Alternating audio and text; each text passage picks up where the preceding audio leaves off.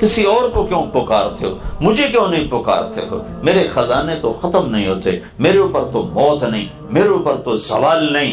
فلا تدعوا مع اللہ احدا، مجھے چھوڑ کر کسی کو مت پکارو، میں حاضر ہوں۔ تم ایک دفعہ کہتے ہو یا اللہ، وہ 70 دفعہ کہتا ہے لبیک یا عبد۔ تو میرے عزیزو، اللہ کو پہچانو کہ اس کائنات کا بنانے والا اللہ ہے، میرا بنانے والا اللہ ہے، اور مجھے کیا کرنا ہے؟ بس اسے راضی کرنا ہے۔ واللہ ورسولہ احق ان یرضوہ، تمہارے آنے کا مقصد یہ ہے، بادشاہ بنو یا فقیر بنو، شاہ بنو یا گدھا بنو، مرد ہو یا عورت ہو، غنی ہو یا فقیر ہو، امیر ہو یا امیرن ہو، غریب ہو یا غریبن ہو، یہ دیکھو میں اللہ کو کیسے راضی کروں، پھر تم کامیاب ہو۔ اللہ کی رضا کہاں ہے؟ وہ محمد الرسول اللہ صلی اللہ علیہ وسلم کے مبارک طریقے میں ہے۔ اللہ کو پانے کا راستہ جناب رسول اللہ صلی اللہ علیہ وسلم کی مبارک زندگی ہے کہ اللہ اس کے رسول کو راضی کرتے ہوئے جو کچھ چھوڑنا پڑے چھوڑ دو، دینا پڑے دے دو، لٹانا پڑے لٹا دو، لٹنا پڑے لٹ جاؤ، مٹنا پڑے مٹ جاؤ، کٹنا پڑے کٹ جاؤ، بچھنا پڑے بچھ جاؤ، پر نہ اللہ کا دامن چھوڑو نہ اس کے نبی کا دامن چھوڑو تو تم کامیاب ہو۔ جس دن ایسا معاشرہ وجود میں آ گیا جنہوں نے اللہ اس کا رسول کو راضی کرنا آگے رکھا اور باقی چیزوں کو پیچھے رکھا، تو میرے رب کے نظام ہمارے حق میں چلنا شروع ہو جائے گا۔ تو اللہ، ان القوت للہ، طاقت اللہ کے ہاتھ میں، ان العزت للہ، عزت اللہ کے ہاتھ میں، والسماوات مطویات بیمینہ، آسمان اللہ کے ہاتھ میں، هو الذی یرسل الریاح، ہوائیں اللہ کے ہاتھ میں۔ جب ساری کائنات اس کی ہے کہ اس کے آگے جھک جاؤ تو کائنات تمہاری ہو جائے گی۔ اس کے آگے جھکنے کا راستہ کیا ہے؟ محمدی بن جاؤ، پنجابی نہ نظر آؤ، پٹھان نہ نظر آؤ، بلوچ نہ نظر آؤ، بروہی نہ نظر آؤ، سندھی، گلگتی، بلتستانی نظر نہ آؤ، فرقہ واریت کے روپ میں نظر نہ آؤ، محمدی بن جاؤ۔ لا الہ الا اللہ کا حصہ محمد الرسول اللہ۔ جب آپ معراج پہ گئے، آپ نے اللہ سے پوچھا یا اللہ، ابراہیم تیرے خلیل، موسیٰ تیرے کلیم، داؤد کے لیے لوہا نرم، سلیمان کے لیے ہوا تابع، عیسیٰ علیہ السلام ان کے لیے مردہ زندہ، تو فماذا جعلت لی، میرے لیے کیا ہے؟ میرے لیے کیا ہے؟ تو اللہ تعالیٰ نے فرمایا اولیس قد اعطیتک افضل من ذلک کلہ، اے میرے محبوب، میں نے تمہیں وہ دیا ہے جو کسی کو نہیں دیا۔ کج کیا دیا ہے؟ کہ اللہ ذکرت الا ذکرت معی، قیامت تک تیرا میرا نام اکٹھا چلے گا، جدا نہیں ہو سکتا۔ تو سب سے اعلیٰ چیز تھی، سب سے اعلیٰ چیز۔ کسی کو خلیل بنایا، کسی کو کلیم بنایا، تمہیں حبیب بنایا۔ ایک ہی جملے میں کلیم، حبیب، خلیل کا فرق نظر آ جاتا۔ موسیٰ علیہ السلام کو اللہ نے کلیم بنایا اور نے کہا رب اشرح لی صدری، اللہ میرا سینہ تو کھول، مانگا، اللہ نے کھول دیا۔ اور اللہ تعالیٰ نے اپنے نبی کو مانگنے سے پہلے فرمایا الم نشرح لک صدرک، میں نے تیرا سینہ کھول دیا۔ موسیٰ علیہ السلام نے کہا ویسر لی امری، یا اللہ میرا کام آسان کر دے۔ اللہ نے اپنے نبی کو مانگنے سے پہلے فرمایا ووضعنا عنک وزرک الذی انقض ظہرک، میں نے تیرے کام کو آسان کر دیا۔ آیت کی مراد اور مفہوم ترجمہ نہیں۔ ابراہیم علیہ السلام خلیل ہیں، ان کا یا اللہ وجعل لی لسان صدق فی الاخرین، یا اللہ میرے بعد میرا نام بلند رہے، اونچا رہے۔ اللہ نے سب چیزیں قبول کی، لیکن اپنے نبی کو مانگنے سے پہلے فرمایا ورفعنا لک ذکرک، میں نے تیرے نام کو بلند کر دیا، اونچا کر دیا۔ موسیٰ علیہ السلام کو طور پہ بلایا، وہ دوڑ کے آئے، تو اللہ تعالیٰ نے پوچھا ما اعجلک عن قومک یا موسیٰ، موسیٰ بھاگ کے کیوں آئے؟ میں نے تو نہیں کہا تھا بھاگ کے آؤ۔ کہ یا اللہ اجلت الیک رب لترضی، یا اللہ مالک بلائے اور نوکر بھاگ کے آئے تو مالک خوش ہوتا ہے، میں اس لیے دوڑ کے آیا کہ تو راضی ہو جائے۔ ساری مخلوق سے کہا مجھے راضی کرو، موسیٰ کہہ رہے ہیں تو راضی ہو جائے، اور جو رب ساری کائنات سے کہتا ہے مجھے راضی کرو، وہ رب کائنات اپنے حبیب سے کہتا ہے وَلَسَوْفَ يُعْتِيكَ رَبُّكَ فَتَرْضَىٰ، میرے محبوب تمہیں اتنا دوں گا کہ تو راضی ہو جائے۔ موسیٰ علیہ السلام کو طور پہ بلایا، وہ دوڑ کے آئے، تو اللہ تعالیٰ نے پوچھا ما اعجلک عن قومک یا موسیٰ، موسیٰ بھاگ کے کیوں آئے؟ میں نے تو نہیں کہا تھا بھاگ کے آؤ. کہ یا اللہ اجلت الیک رب لترضی، یا اللہ مالک بلائے اور نوکر بھاگ کے آئے تو مالک خوش ہوتا ہے، میں اس لیے دوڑ کے آیا کہ تو راضی ہو جائے. ساری مخلوق سے کہا مجھے راضی کرو، موسیٰ کہہ رہے ہیں تو راضی ہو جائے. اور جو رب ساری کائنات سے کہتا ہے مجھے راضی کرو، وہ رب کائنات اپنے حبیب سے کہتا ہے وَلَسَوْفَ يُعْتِيكَ رَبُّكَ فَتَرْضَىٰ، میرے محبوب تمہیں اتنا دوں گا کہ تو راضی ہو جائے، تو راضی ہو جائے. یہ آیت آپ کی شان میں سب سے بلند ہے. سارا قرآن میرے نبی کی شان بیان کرتا ہے، لیکن یہ آیت سب سے عالی شان ہے. وَلَسَوْفَ يُعْتِيكَ رَبُّكَ فَتَرْضَىٰ، کہ تمہیں وہ دوں گا کہ تو راضی ہو جائے. ساری کائنات سے کہتا مجھے راضی کرو، اور خود کہتا آپ کو میں نے راضی کرنا، میں نے آپ کو راضی کرنا. خود بنانے والا بنی ہوئی چیز سے پیار کر رہا ہے کہ تو میرا حبیب ہے. ایک ہوتا ہے خلیل، ایک ہوتا ہے کلیم، ایک ہوتا ہے حبیب. حبیب وہ اسے کہتے ہیں جس کی محبت کی انتہا کوئی نہ ہو. خلیل اسے کہتے ہیں جس کی محبت دل میں گڑ جائے، اور حبیب اسے کہتے ہیں جس کی محبت کی کوئی انتہا نہ ہو. تو اللہ میرے نبی، آپ کے نبی اللہ کے حبیب بھی ہیں، خلیل بھی ہیں، کلیم بھی ہیں. عرش پہ جا کر کلام کیا ہے تو کلیم بن گئے. اور حبیب کا پہلا درجہ خلیل ہے، پہلے آدمی خلیل بنتا ہے پھر حبیب بنتا ہے. تو آپ خلت کو پار کرتے کرتے حبیب تک پہنچے. پھر حبیب وہ ہے جس کی محبت کا کوئی کنارہ نہ ہو، نہ سرا پہلے نظر آئے نہ سرا بعد میں نظر آئے. ان کو خلیل بنایا، حبیب بنایا، کلیم بنایا، اور اعلان فرمایا فلا وربک لا یؤمنون حتی یحکموک فیما شجر بینہم. میرے نبی ان کو بتا دو مجھے تیرے رب کی قسم، تیرے پیچھے چلیں گے تو کامیاب ہیں، تیرے پیچھے نہ چلے تو ناکام ہیں. تو زندگی کے ہر شعبے میں جناب رسول اللہ صلی اللہ علیہ وسلم کی پاکیزہ زندگی تلاش کرو. واحد نبی ہے جن کی ہر ادا محفوظ ہے. ڈھونڈو محمدی روپ اپناؤ. تم لوگ نقل مار کے پاس نہیں ہو جاتے ہو؟ ارے ہوتے نہیں ہوتے؟ اور سندھ میں تو کتابیں سامنے رکھ کے لکھ رہے ہوتے، یہاں ذرا بوٹیاں تیار کر کے لے جاتے.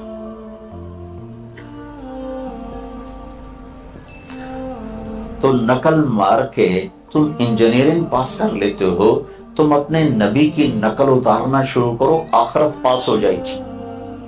نقل کرو، نقل.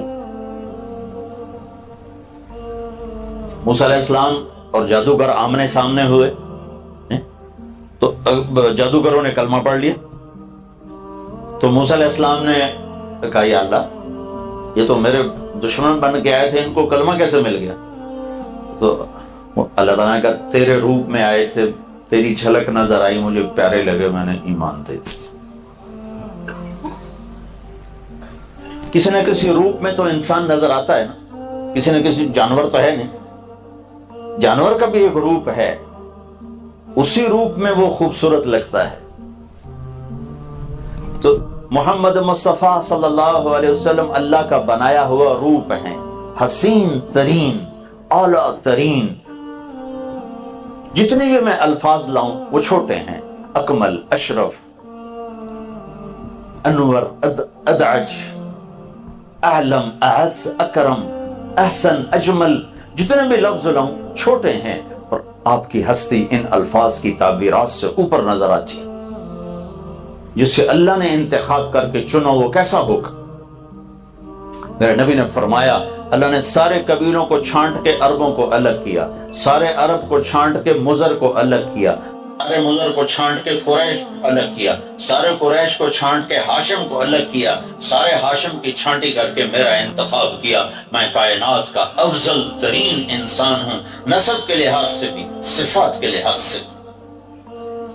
تو اپنے نبی کی نقل اتار لو،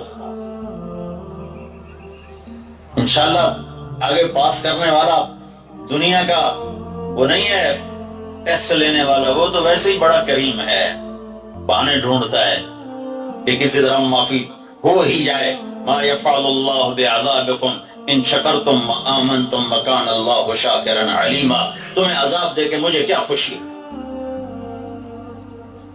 ایک آدمی کی میدان محشر میں ایک نیکی کم پڑ جائے گی، اللہ تعالیٰ فرمائیں گے ایک لیا میں پاس کرتا ہوں، 50 برابر ہوں گی، 50 گناہ 50 نیکیاں، مثال دے رہا ہوں، اللہ تعالیٰ فرمائیں گے 51 کر دے جنت، تو وہ جائے گا، چلو ایک تو مل ہی جائے گی، سارے ہی انکار کر دیں، ماں باپ بھائی بہن بیوی بچے سب منکر، کہے گا ہائے مر گیا۔ تو ایک آدمی پوچھے گا کیا ہوا، واویلا کیوں کر رہے ہو، کہ ایک نیکی سے آج جہنم میں جا رہا ہوں۔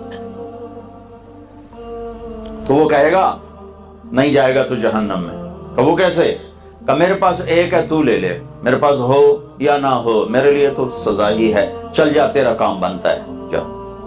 وہ الٹی چھلانگے لگاتا ہے گا، یا اللہ میرا کام بن گیا، مجھے نیکی مل گئی، کہ کس نے دی، وہ ایک آدمی کا، اسے بلاؤ، وہ بھی آ جائے گا۔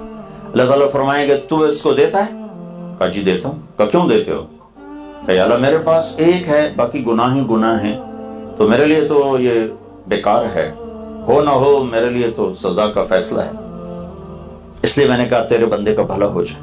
تو اللہ تعالیٰ فرمائیں گے اچھا آج کے دن مجھ سے بھی بڑے سخی بننا چاہتے، آج مجھ سے بڑا سخی کوئی نہیں ہے، چل اس سخاوت پر تو بھی جنت میں جا، یہ بھی جنت میں جا۔ جو کتاب میں لکھا ہوتا ہے وہی پیپر میں لکھو گے تو پاس ہوگے، کتاب مشرق کی سنائے تم مغرب کی لکھو تو پاس تو نہیں ہو سکتے۔ تو میرے نبی نے ہمارے سامنے ایک روپ کھڑا، یہ میرا حبیب ہے، یہ محمد صلی اللہ علیہ وسلم ہے، یہ محمد بن عبداللہ ہے، بن عبد المطلب ہے، بن ہاشم ہے، بن عبد مناف ہے، بن قصی ہے، بن کلاب ہے، بن مرہ ہے، بن کعب ہے، بن لبی ہے، بن غالب ہے، بن فہر ہے، بن مالک ہے، بن نضر ہے، بن کنانہ ہے، بن خزیمہ ہے، بن مدرکہ ہے، بن الیاس ہے، بن مدر ہے، بن معماد ہے، بن عدنان ہے، بن اود، بن حمیسہ، بن سلامان، بن عوس، بن بوز، بن قموال، بن ابی، بن عوام، بن ناشد، بن حزا، بن بلداس، بن یدلاف، بن طابق، بن جاحم، بن ناحش، بن ماخی، بن عیفی، بن عبقر، بن عبید، بن الدعاء، بن حمدان، بن سنبر، بن یثربی، بن یحزن، بن یلحم، بن ارعوا، بن عیدی، بن زیشان، بن عیسر، بن اقناط، بن ایہام، بن مقصر، بن ناحث، بن زارع، بن سمی، بن مزی، بن عوض، بن عرام، بن قیدار، بن اسماعیل، بن ابراہیم، بن آذر، بن ناحور، بن سروج، بن رعو، بن فائش، بن عابر، بن ارفقشاد، بن سام، بن نوح، بن لامک، بن متوشالہ، بن ادریس، بن یرد، بن ملہلئیل، بن قینان، بن آنوش، بن شیس، اور بن آدم علیہ السلام۔ یہ ہے، اس کی نقل اتارو، کسی کا نسب محفوظ نہیں، اس کی ہر ادا محفوظ کر کے تم تک پہنچا دی ہے۔ میرے نبی غمگین ہوتے تھے تو یوں بیٹھتے تھے، اگر یہ بات نہ لکھی ہوتی سیرت میں تو ہمیں کوئی فرق پڑتا تھا، کیونکہ غم میں بیٹھنا تو ایک انسانی عادت ہے، وہ کیسی بھی ہو سکتی ہے، کسی طرح بھی ہو سکتی ہے، لیکن آپ کی ایک ایک ادا کو اللہ نے عاشق بن کے نقل کی۔ لفظ عاشق اللہ کی شان کے شایان نہیں ہے، پر میرے سب مجھے اور کوئی لفظ ملا نہیں۔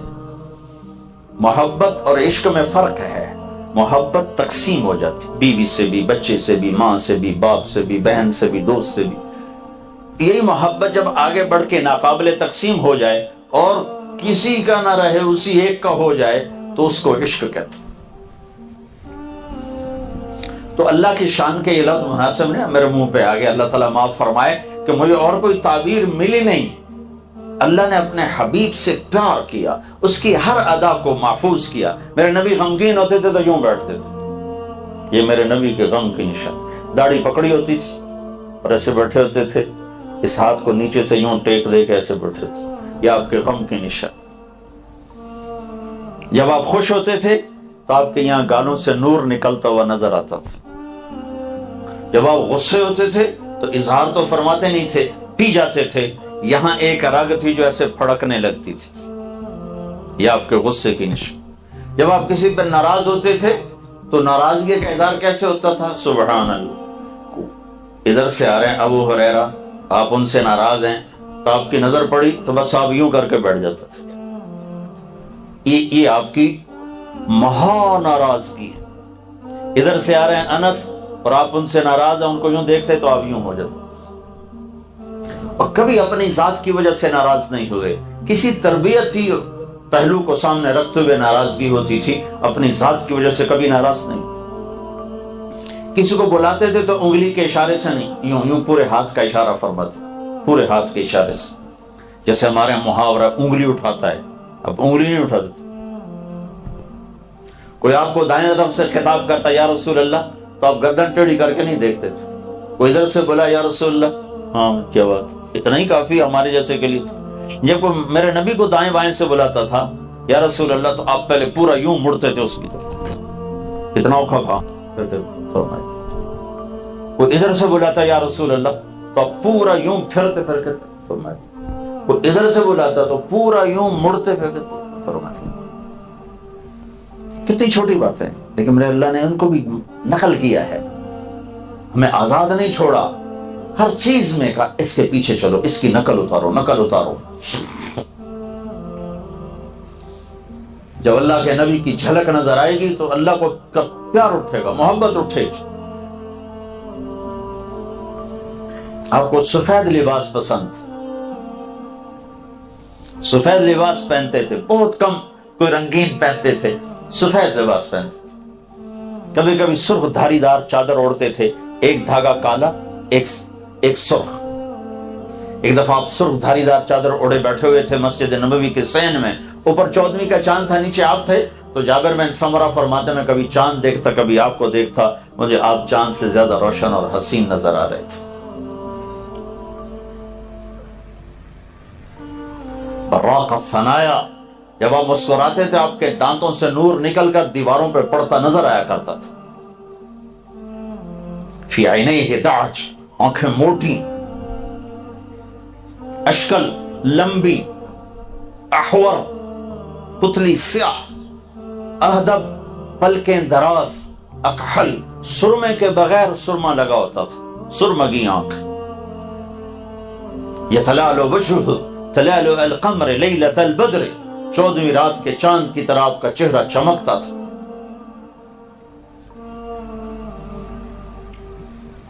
کف اللحیہ، داڑھی گھنی تھی، داڑھی اور سر میں 14 سفید بال تھے، یا ایک روایت میں آتا ہے 20 سفید بال تھے.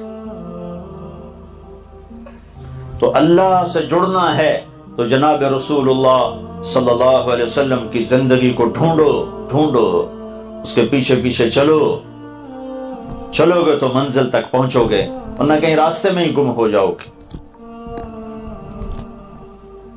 یہ واحد نبی ہیں جن کو پیدائش سے لے کر آخر تک ہر چیز کو اللہ تعالیٰ نے محفوظ کر دیا، ہر زبان میں محفوظ کر دیا.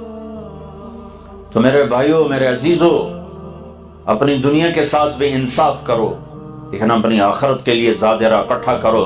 اور اللہ اس کے رسول کی اطاعت ہے، اس کے رسول کی غلامی ہے. اس پہ جان چلی جائے، مال چلا جائے، عزت اس پہ آ جائے، شکر کرو، چلا جائے، صبر کرو.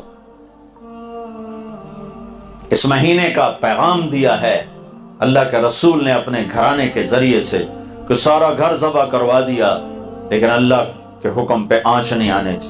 ہر شے ذبح ہو گئی، تحقیق ہو گئے، لیکن نہ روٹی پہ بکے، نہ حکومت پہ بکے، نہ مال پہ بکے، نہ عزت پہ. عزت تو اللہ نے ایسی دی کہ دنیا میں کسی کو مل نہیں سکتی. سب چیزوں کو تج کیا کہ اللہ تجھے نہیں چھوڑ سکتا. جس قوم کے اندر کربلاؤں کا پیغام ہو، وہ قوم نفس و شیطان کے غلام ہو کر راستے سے ہٹے یا کرسی روٹی کے پیچھے راستے سے ہٹے تو ان کے لیے حجت کوئی نہیں، ان کے لیے حجت تمام ہے. تو میرے عزیزو، زندگی کی دوڑ میں جدھر دوڑنا چاہتے ہو دوڑو، بس یہ سامنے رکھو کہ اللہ سامنے رہے اور اللہ کا رسول سامنے رہے. ان سے دائیں بائیں نہ ہونا. اس پیغام کو آپ نے نقل کیا ہے اپنی قربانیوں کے ساتھ، صحابہ کی قربانیوں کے ساتھ اور اپنے خاندان کی قربانیوں کے ساتھ. جو چھری اسماعیل کے گلے سے خطا ہو گئی جو چھری عبداللہ کے گلے سے خطا ہو گئی وہ چھری آ کر حسین کے گلے پر چلی اور قربانیوں کی معراج قائم ہوئی اور قربانیاں اپنی انتہا اور عروج کو پہنچی اور ایسے چراغ جلے کہ 14 صدی گزر جائیں یا 14,000 صدی گزر جائیں، آندیاں ہوں، طوفان ہوں، بگولے ہوں، ان چراغوں کو کوئی بجھا نہیں سکتا کہ چلنے والوں کے لیے راہبری موجود ہے، روشنی موجود ہے، راستہ موجود ہے، اور نہ چلنے والوں کے لیے حجت کا اتمام ہے اور دلیل و برہان کا اتمام ہے۔ کوئی یہ نہیں کہہ سکتا کہ ہمیں پتہ نہیں تھا۔ نہیں، پیچھے مڑ کے دیکھو، آل رسول کے خون سے چراغ جل رہے ہیں، ان کی بوٹیاں کھاد بن کے اس چمن کو سرسبز کر چکی ہیں۔ اب تم آنکھیں بند کر کے چلو تو الگ بات ہے، ورنہ یہ وہ چراغ ہیں جو بجھنے کے لیے نہیں جلائے گئے، یہ وہ کھاد ہے جس کو لگ گئی اس پہ کبھی خزاں نہ آئے گی، یہ وہ پیغام ہے جس کو 14,000 برس گزر جائیں جو یہ کہنا نہیں سکتا کہ اس کے پیچھے کربلاؤں کی ایک تاریخ ہے۔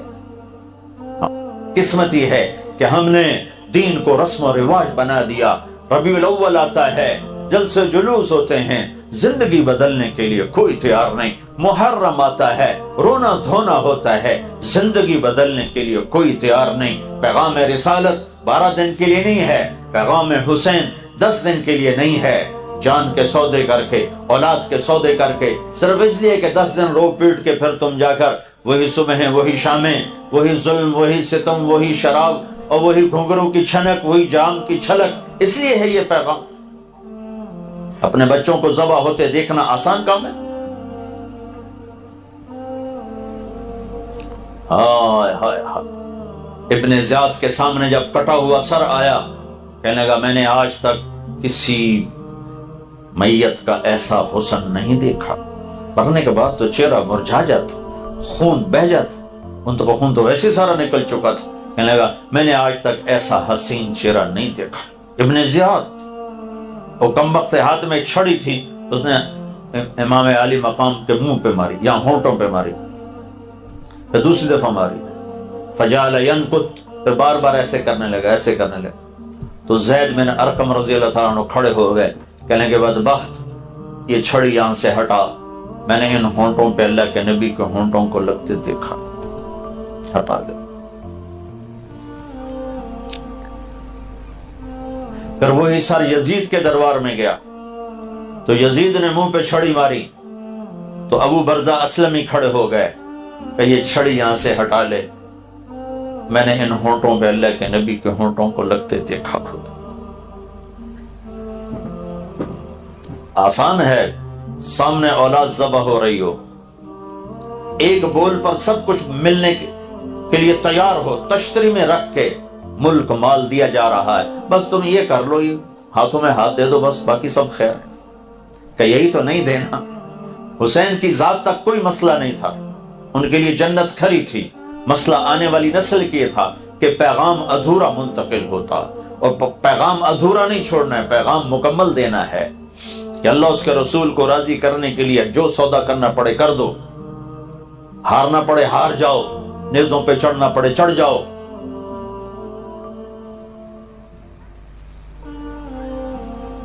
پانچ بھائی ساتھ شہید ہوئے، عبداللہ، جعفر، عثمان، ابو بکر، عباس، مشہور عباس ہیں، 4 ساتھ یہ بھی ہیں، اور چھٹے خود۔ یہ 5 فاطمہ کی نسل سے علاوہ ہیں، دوسری بیویوں سے، فاطمہ کی نسل سے حسین ہیں، باری باری سب شہید ہو رہے ہیں۔ اپنے بیٹے ابو بکر، عبداللہ، علی لاشیں تڑپ رہے ہیں، حسن کے بیٹے قاسم، عبداللہ، علی، عبداللہ بن جعفر کے بیٹے عون اور محمد، مسلم بن عقیل کے بیٹے عبداللہ، جعفر، عبد الرحمن، ایک ایک کر کے ذبح ہوتے دیکھ رہے ہیں۔ یا اللہ تو راضی ہے؟ راضی۔ آخری بیٹے عبداللہ رہ گئے، سب سارا خاندان بھی کٹ گئے، ایک عبداللہ رہ گئے، ان کو بلوایا پیار کرنے کے لیے۔ 2 سال کا بچہ تو ان کو خیال تھا انہیں تو کوئی کچھ نہیں کہے گا، لیکن اللہ بہت بڑے امتحان میں ڈال چکے تھے۔ اس چھوٹے معصوم بچے کو گود میں بٹھا کے دیکھ رہے تھے، ابن الموقد نے تیر پھینکا جو گلے کے پار نکل گیا، سیدھا خون کا فوارہ نکلا۔ اپنے ہاتھوں میں لیا، یوں آسمان کی طرف اچھال دیا، اے میرے رب تو راضی ہے تو مجھے کوئی کھلا دے۔ تو جہالت نے اس کو بھی ایک رواج بنا دیا، ربیع الاول کو بھی رواج بنا دیا۔ یہ تو پیغام ہے زندگیوں کے بدلنے کا، اللہ کے لیے ہر قربانی دینے کا پیغام ہے۔ اللہ نے سب سے عالی خاندان بنایا۔ کسی چیز کا جو مقام بنتا ہے اس کی قیمت سے بنتا ہے۔ 1 لاکھ کی چیز اور نظر دیکھو گے، وہی چیز 1 کروڑ کی ہو تو اور نظر سے دیکھو گے۔ اس دین کے لیے کون سا خون نکلا؟ اہل البیت، جو سب سے عالی شان گھرانہ، سب سے عالی گھر، سب سے عالی خاندان۔ آپ نے فرمایا ہر نسب قیامت کے دن ختم ہو جائے گا، میرا نسب باقی رہے گا، بس ابلھا ببلالھا۔ ہر آدمی کا نسب ٹوٹ جائے گا، میرا نسب باقی رہے گا۔ آخرت تو بعد میں ہے، دنیا کا واقعہ آپ کو سناتا ہوں، 5ویں صدی کا واقعہ سناتا ہوں۔ 5ویں صدی، اللہ کے نبی اور اس 500 سال کی نسل میں کتنے واسطے پیدا ہو چکے ہیں۔ سمرقند میں ایک اہل البیت کی خاتون بیوہ سمرقند کے جو گورنر تھا اس کے پاس گئی کہ میں اہل البیت میں سے ہوں اور میں فقیر ہوں، مجھے ٹھکانہ چاہیے بچیوں کے لیے، اپنے لیے، میں پردیسن ہوں۔ تو اس نے کہا تمہارے پاس کوئی دلیل ہے کہ تم اہل البیت ہو؟ کہا نہیں، میں پردیسن ہوں، میرے پاس کوئی لکھا ہوا نہیں ہے۔ کہا یہاں تو ہر آدمی کہتا میں بھی سید ہوں۔ تو پھر اس نے پوچھا کوئی اور یہاں سخی ہے؟ تو بتایا گیا کہ ایک پارسی ہے، بڑا سخی ہے۔ تو اس کے دروازے پر چلی گئی، کہ میں مسلمانوں کے نبی کی اولاد میں سے ہوں، مجھے ٹھکانہ چاہیے۔ تو اس نے اپنی بیوی کو فوراً بھیجا ساتھ، اور جو بچیاں تھیں ان کو لایا، کھانا کھلایا، لحاف میں سلایا۔ سمرقند ٹھنڈا لگا۔ اب رات کو گورنر کا لفظ تو ٹھیک نہیں، کوئی ناظم ٹائپ وہ تھا، جو رات کو اس نے خواب دیکھا کہ اللہ کے نبی جنت میں ہیں اور یہ بھی کھڑا ہوا ہے، یہ بھی کھڑا ہوا ہے۔ تو یہ جنت میں ایک عالی شان محل ہے جس کے دروازے کے اوپر اللہ کے نبی کھڑے ہیں۔ تو یہ پوچھتا یا رسول اللہ یہ محل کس کا ہے؟ تو اللہ کے نبی فرماتے ہیں یہ ایک ایمان والے کا ہے۔ تو وہ کہتا ہے یا رسول اللہ میں بھی ایمان والا ہوں، میں بھی ایمان والا ہوں۔ تو اللہ کے نبی فرماتے ہیں تو اپنے ایمان پہ کوئی دلیل پیش کر، گواہ پیش کر۔ تو ایسے کانپ گیا۔ پھر آپ نے غصے سے فرمایا میری بیٹی تیرے پاس چل کر آئی اور تو اس سے دلیلیں مانگنے لگا اور اس سے گواہ مانگنے لگا، تو میری نظروں سے دور ہو جا۔ تو اس کی آنکھ کھلی تو اس نے چیخ ماری، پاگلوں کی طرح باہر نکلا۔ اور وہ کدھر گئی خاتون؟ پتہ چلا وہ پارسی لے گیا، جا کے اس کے دروازے پر دھاڑ مارا۔ وہ باہر نکلا گھبرا کے، کہا بھائی وہ مہمان میرے ہیں، مجھے واپس کر دو۔ کہا میں تو نہیں واپس کرتا۔ کہ جو لینا ہے لے لو، واپس کر دو۔ تو آگے رونے لگا۔ کہا حضور معافی چاہتا ہوں، بن دیکھے کا سودا کیا تھا، دیکھ چکا ہوں، اب سودا کینسل نہیں ہو سکتا۔ تو کیا ہوا؟ کہ جس خواب میں تمہیں دھکے پڑ رہے تھے وہی خواب میں بھی دیکھ رہا تھا، وہی خواب میں بھی خواب دیکھ رہا تھا کہ اللہ کے نبی تمہیں کہہ رہے ہیں دور ہو جا، اور پھر میری طرف متوجہ ہوتے ہیں تو نے میری بیٹی کو ٹھکانہ دیا کہ تیرے لیے جنت واجب ہوگی اور تیرے اور تیرے خاندان کے لیے سعادت لکھ دی گئی۔ کہ میں تو مسلمان ہو چکا ہوں، کلمہ پڑھ چکا ہوں، میں نہیں اب پیچھے ٹلتا ہوں۔ یہ تو 5 صدی کے بعد کی بات۔ تو براہ راست بیٹی کا بیٹا ذبح ہو رہا ہے۔ حضرت سلمہ سوئی ہوئی تھی، خواب میں دیکھا اللہ کا نبی کا رنگ ٹھیک، سورے سر داڑھی میں مٹی۔ آپ نے کہا یا رسول اللہ کیا ہوا؟ کہ اپنے بیٹے کی موت دیکھ کے آ رہا ہوں، اپنے بیٹے کو قتل ہوتے دیکھ کے آ رہا ہوں۔ حضرت مقتل حسین۔ عبداللہ بن عباس نے خواب دیکھا، اسی وقت میں اللہ کے نبی کے ہاتھ میں بوتل ہے، اس میں خون ڈال لیں۔ پوچھا یا رسول اللہ یہ کیا ہے؟ کہ یہ حسین اور اس کے ساتھیوں کا خون ہے، قیامت کے دن میں اللہ کی بارگاہ میں پیش کروں گا اور میں خود یہ مقدمہ اللہ کی بارگاہ میں اٹھاؤں گا، یہ پیش کروں گا۔ تو میں واقعہ نہیں سنا رہا ہوں، میں اس کا پیغام سنا رہا ہوں، تھوڑا سا اس لیے بتا رہا ہوں کہ آپ کے سامنے اس دین کی عظمت اور اہمیت قائم ہو کہ یہ کتنا عالی شان پیغام ہے جس کو سینے سے لگا کر زندہ رہنا ہے اور اگلی نسلوں تک پہنچانا ہے، کہ اس کے لیے اتنا بڑا خاندان اگر ذبح ہوتا ہے تو یہ کوئی گھاٹے کا سودا نہیں، سستا سودا ہے۔ اگر یہ جزا سزا کا جہان ہوتا، یہ کبھی نہ ہوتا کہ حسین کا سر کٹا ہوتا اور ابن زیاد تخت میں بیٹھا ہوتا، اس کا الٹ ہوتا۔ لیکن اللہ نے دکھایا ہے کہ یہ امتحان کی جگہ ہے، یہاں ہر قسم کا آئے گا میرے رب کی طرف سے حال، تو وہ کرو جو اللہ چاہتا ہے، وہ کرو جو اللہ کا حبیب بتاتا ہے، محبوب ترین ہستیوں کو۔ آپ گھر میں چلے جاتے، حضرت فاطمہ کہتے این اللقع این اللقع، وہ شرارتی بچے کدھر ہیں، وہ شرارتی بچے کدھر ہیں؟ حضرت فاطمہ کہتی ابھی بھیجتے ہوں یا رسول اللہ، ان کو جلدی سے کپڑے پہنا کے بھیجتی، تو آپ ان کے سامنے یوں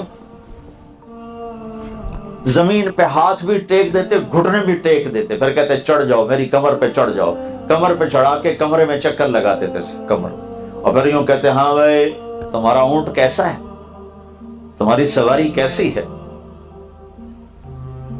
ان کے سر کٹے اور نیزوں پہ چڑھے، ایک بول کے پیچھے سب کچھ بچایا جا سکتا تھا، ہر شے قربان کر دی کہ نہیں اللہ کو نہیں چھوڑنا، اللہ کے نبی کو نہیں چھوڑنا ہے۔ اگر میری آنکھوں کی ٹھنڈک ہے حسن اور حسین، حسن سر سے لے کر کمر تک اللہ کے نبی کے مشابہ تھے، کمر سے لے کر پاؤں تک علی کے مشابہ تھے، حسین سر سے لے کر کمر تک علی کے مشابہ تھے، کمر سے لے کر پاؤں تک اللہ کے نبی کے مشابہ تھے۔ آپ فرمایا کرتے تھے حسن میرا بیٹا ہے، حسین علی کا بیٹا ہے۔ اور جب آپ دنیا سے جا رہے تھے تو آپ نے اپنی کو بلایا، ان کو الوداع کیا، پھر اپنی بیٹی کو بلایا، ان کو بکا بیٹی میں جا رہا ہوں فاطمہ میں جا رہا ہوں، تو وہ رونے لگی کہ رو نہیں، تیری میری ملاقات سب سے پہلے ہوگی۔ 6 ماہ بعد حضرت فاطمہ کا انتقال ہو گیا 24 سال کی عمر میں۔ پھر وہ گئے تو علی کو بلایا، ان کا سر اپنی گود میں رکھا اور ان پر ہاتھ پھیرتے رہے اور ان کے لیے کچھ پڑھتے رہے، پھر ان کو رخصت کیا، پھر سب سے آخر میں حسن اور حسین کو بلایا، حسن کو ادھر لیا، حسین کو ادھر لیا دونوں ہاتھوں میں۔ آپ اس طرح دراز تھے، حضرت اما عائشہ رضی اللہ عنہا پیچھے بیٹھی ہوئی تھی، ان کے سینے پر آپ اس طرح نیم دراز تھے، یہ سر مبارک ایسے رکھا ہوا تھا، تو آپ نے دونوں بچوں کو یوں لیا اور ان کے سر چومنے لگے اور آنکھوں سے آنسو جاری ہو گئے، بے ساختہ رونے لگے کہ نظر آنے لگا ایک کو زہر دیا جا رہا ہے اور ایک کا سر کاٹ کے نیزے پہ چڑھایا جا رہا ہے۔ کچھ نہیں کہا، بس روتے روتے ان کو رخصت کیا اور اللہ کی تقدیر کے حوالے کیا، اور ہاتھ نہیں اٹھائے کہ ان کے لیے کچھ ہو جائے، لیکن جب تمہارا نمبر آیا تو تمہارے لیے ہاتھ اٹھائے۔ جب جبریل نے آ کے اور ملک الموت نے آ کے عرض کی یا رسول اللہ جانے کا وقت آ چکا ہے، تو آپ نے فرمایا پہلے اللہ سے پوچھ کے آؤ میرے بعد میری امت کے ساتھ کیا کرے گا، میں پھر بتاؤں گا مجھے جانا ہے یا رہنا ہے۔ تو میرے عزیزو، محرم کے حوالے سے میں ہر جگہ یہ بات کر رہا ہوں کہ اس کو رواج نہ بناؤ، اسے پیغام بناؤ، اور ان علوم کے ساتھ اپنی اصل منزل کو ڈھونڈو، ان کے ساتھ بھی انصاف کرو۔ انسانیت کا پتہ تمہیں قرآن سے ملے گا، حدیث پاک سے ملے گا، ضرب تقسیم سے نہیں ملے گا۔ انسانیت کا پتہ اللہ اس کے رسول کی مبارک زندگی سے ملے گا۔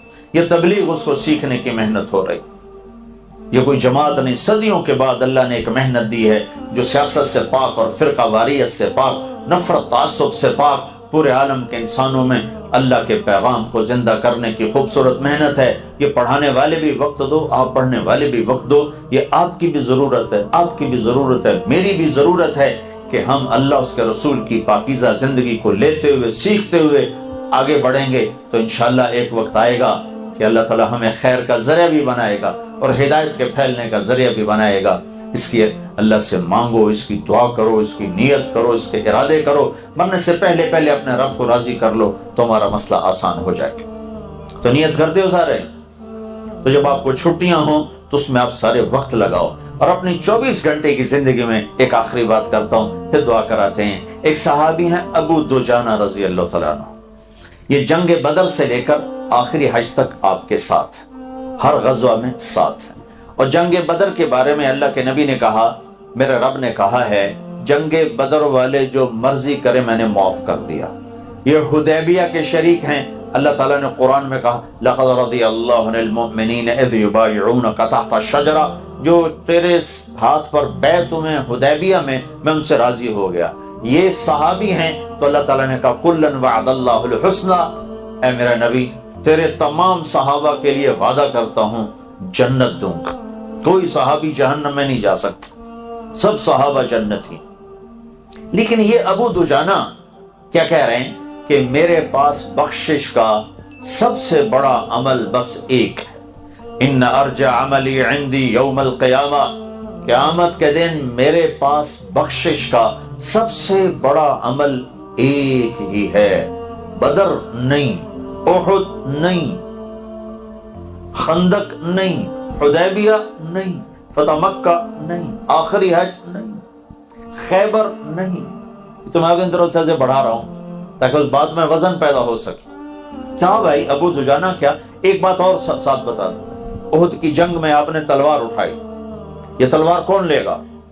تو کئی صحابہ کھڑے ہو گئے، آپ نے کہا اس کا حق کون ادا کرے گا؟ سب بیٹھ گئے، 3 کھڑے رہے، زبیر